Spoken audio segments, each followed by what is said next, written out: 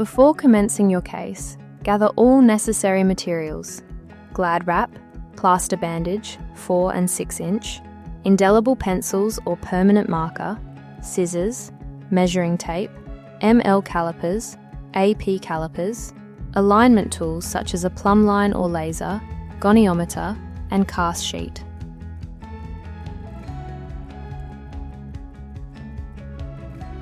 Conduct a thorough subjective and objective assessment including ROM. At this point, check for any limitations such as flexion contractures and areas of sensitivity on the residual limb.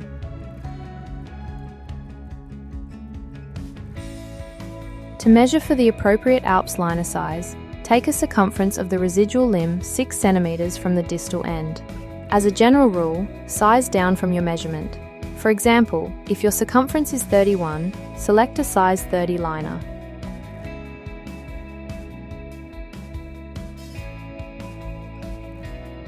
Casting liners are useful for this stage of the limb building process. ALPS have casting liner kits appropriate to each liner type. In this case, the Pro-Fit is the appropriate prescription.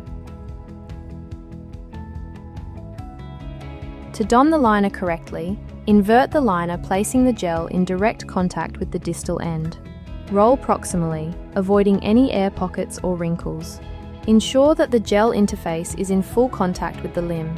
For locking liners, make sure the liner's distal umbrella or cap is properly seated, as this will be your distal reference point for suspension and alignment.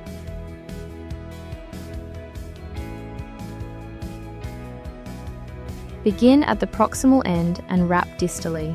Avoid excessive tension, which can distort the limb shape or compress soft tissue.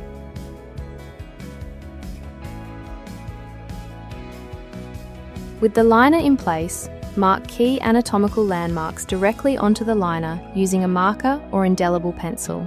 Patella and patella tendon, tibial crest and tibial tubercle, medial and lateral femoral and tibial condyles, fibula head, and markers for circumferential measurements. These markings will guide trim lines and cast modifications. Circumferences at intervals appropriate to residual limb length: ML, AP, residual limb length, sound side limb length, MPT to ground for prosthesis build height, and foot length.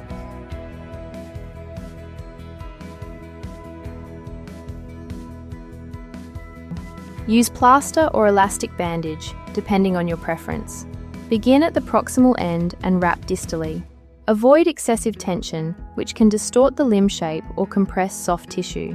You may prefer to use an AP slab before the circumferential wrap. Ensure enough bandage is used for limb coverage, and smooth plaster in the same direction that you wrapped. This ensures the bandage stays firm on the limb. Be sure to maintain the limb in neutral alignment or relaxed flexion.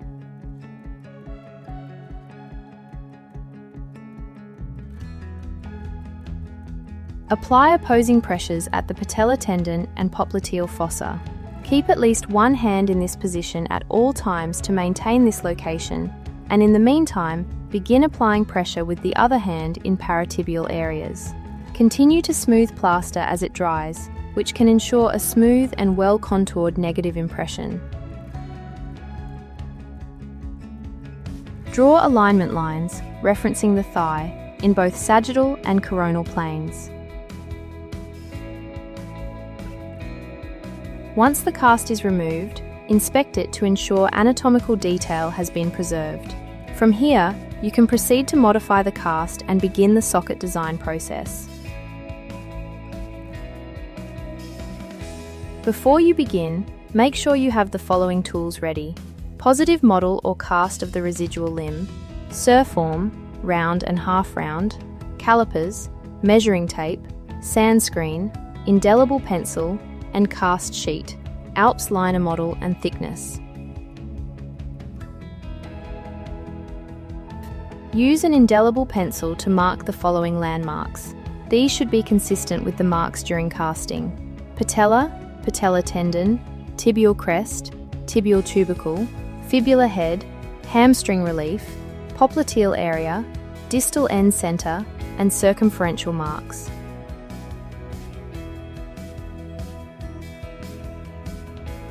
Use your markings to guide your selective reliefs and build-ups. For ALPS liners, keep reliefs minimal and well blended. The gel liner will handle most of the protection, so avoid deep or sharp contours. For pressure-tolerant zones, use your SUR form to reduce to encourage controlled loading.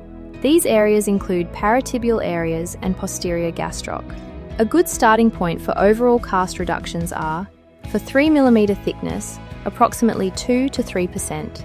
For 6 mm thickness, approximately 3 to 5%. For 9 mm or more, approximately 4 to 6%. Note, these can change depending on limb presentation, for example, fleshy or bony. These percentage reductions should be calculated from the circumferences taken on the residual limb itself. Check your measurements periodically to ensure your modifications are tracking towards your goal. To avoid losing your indelible marks, hammer a nail into the plaster, remove it and bleed the pencil into the hole.